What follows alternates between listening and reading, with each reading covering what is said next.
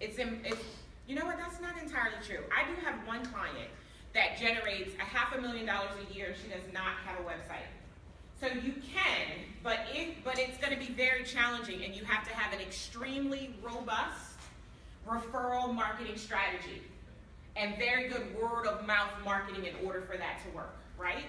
What tends to happen when we're online is it creates an environment where people who know us can co-sign on how amazing we are to get other people who might consider the possibility of working with us in some capacity to be willing to take that step. I'm talking already and I didn't even get started. So do I have some tweeters in the house? So if you are a tweeter, I'm going to give you a couple of minutes to tweet this.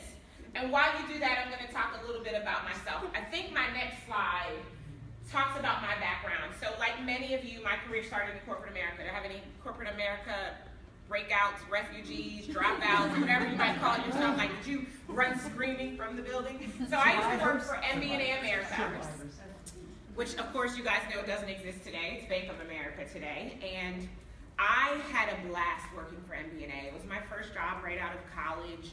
And I learned so much that I use today in my business and in my life for my Mary Kay, which is next, my MBA experience. Probably the most notable thing that I learned from working at MBA is the importance of tracking, the importance of looking at your numbers and understanding what your numbers mean. So as a business owner, I'm going to encourage you to make sure that you know and look at your numbers. I spent about 12 years at MBA. I left as a vice president in business development. And then I got probably the same itch that many of you got. The sitting behind someone else's desk is not what I'm meant to do with my life itch. Did anybody get that itch? My itch came following what I like to call a DMX moment. If you know DMX, you might know the song I'm talking about. I remember December the 19th, 2004. It was a Friday. It was kind of cold and dreary. I got in my car that morning and something just wasn't right. Have you ever woken up and in the morning you know something's not right? That was me on December the 19th. So anyway, I drove to work, feeling a little eerie. I hit the parking lot and I instantly got a headache. Anybody ever experienced that? Got the headache walking into the building and I'm like, first thing I see when I get in is my manager. This is never a good thing, right? And my manager at the time was not a warm and fuzzy, peaches and cream kind of gal. She was very hard-nosed, staunch, like she had something to prove to somebody. Oftentimes, people who have confidence issues will demonstrate that through being bullies, and that's what my manager was. And so Darnyelle, get in my office. I'm sorry, I didn't realize I brought my mom with me to work today. So anyway, I go into her office and she proceeds to talk, and I can instantly cue the music. And I can hear DMX in my head, and I can start to move, like, y'all gonna make me lose my mind up in here. So it was one of those kind of moments. And I knew that was the beginning of the end for me. And so simultaneously, I started a Mary Kay Cosmetics business. You guys ever heard of it, right? So my joke is always, it's not just for old white ladies with big white hair. That brown girls born in the projects of Wilmington, Delaware can use it too. So I started using and selling Mary Kay. And I did pretty well. That's me picking up not one but two pink Cadillacs in my Mary Kay tenure. I happened to hold being #1 in the state of Delaware, which is kind of cool, being a brown girl who drove a pink car. So I had some fun in Mary Kay. I did that full time for about 2 years, and then again I realized that I'm living someone else's dream. I'm not doing what I believe I was called to do, and that is when I started Incredible One Enterprises. And Ken was so right. We were broke as a joke.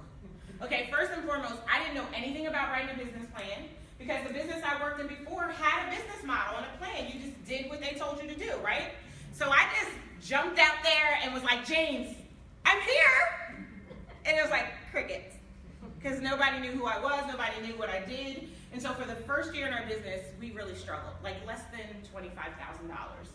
Which fortunately or unfortunately is what the statistics say. So the IRS and the SBA do this survey every 3 years. They just updated it in 2014. And amazingly, the numbers haven't changed very much.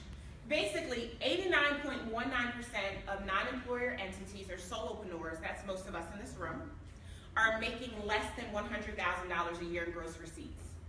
65.22% of them are making less than $25,000 a year. So that was me in 2008 when I first started my business.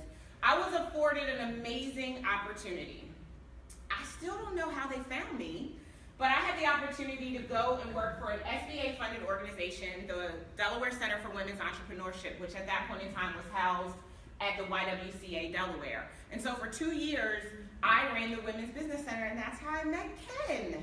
That's when he became my fairy godfather of small business and took me under his wing and really created an environment for me to just grow and thrive. And what I'm clear of now is that the whole reason that I was sent to the YWCA is so that I can learn the things about business that I didn't know, because my mandate and my mission is to help entrepreneurs and small business owners experience financial and spiritual abundance in their lives because of their businesses.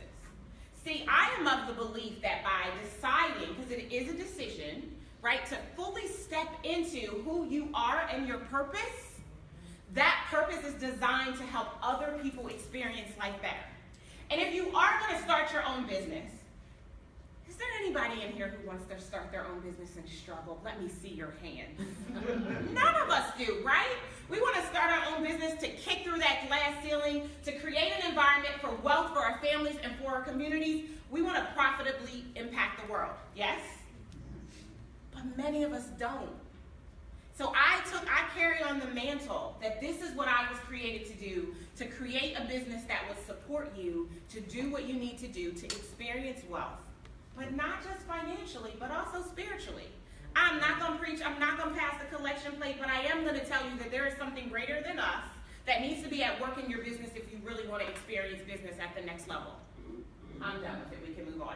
Today, Incredible One Enterprises, we're 8 years in running. We are a $1 million company. Our clients, they make crazy amounts of money. I was just with about 10 of my clients this past Thursday and Friday, and the 10 of them made $367,000 in the last 90 days.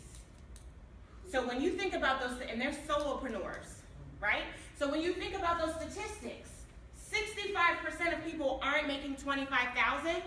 All of my clients made at least $30,000 in the last 90 days. So I'm really excited of the work that I get to do today. And I'll be honest, I wouldn't be able to do this work were it not for me learning how to rock my online presence. And that's really what I'm here to talk to you about. So we've gotten me out of the way. Turn to your neighbor and say, I'm so glad she's done talking about herself. I'm ready to learn something. So let's talk about how this all works and the work that I do. First part of the process is really making sure that you have a strong, or as I like to call it, a tight brand message.